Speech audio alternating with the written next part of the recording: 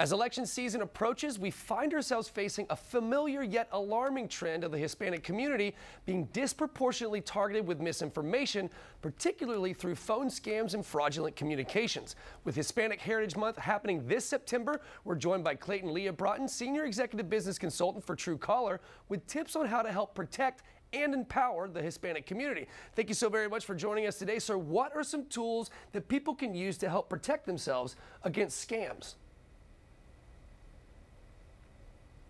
Yeah, hi David, and thanks for having me. Well, first of all, it is alarming that we have this very contested election season and a very desirable electorate amongst Hispanics, and their phones with voice and text messages are being used to exploit them. So the very first thing that I would recommend any American does of any age is sign up for the FTC's Do Not Call list. You can go to ftc.gov and do that.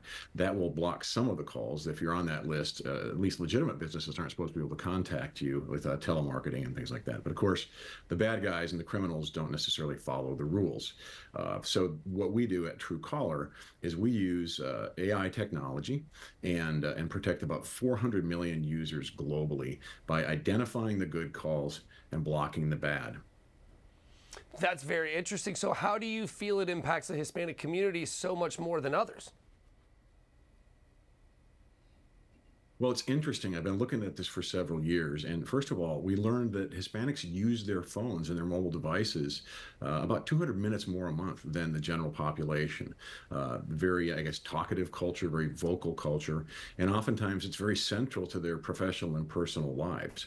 Additionally, there could be some cultural and language barriers that make them susceptible and victimized by these criminals who are very astute social engineers and brilliant technologists, so they know how to get to people. Okay, so how can technology help with this issue? So the first thing at Truecaller, we see billions of calls a day, and we look at the signals of those calls and say, wow, there's hundreds of thousands of calls coming from this number. They last about 2 seconds. Nobody's picking it up. That looks bad.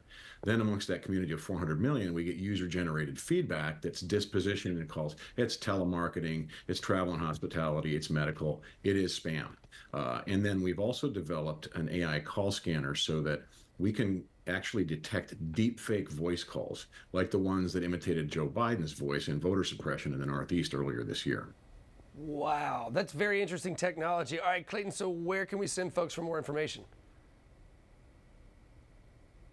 So what they should do is they should go to truecaller.com. There's a bunch of really great information there. We do a monthly scorecard about what spams are trending and where if it's affecting your state or your city.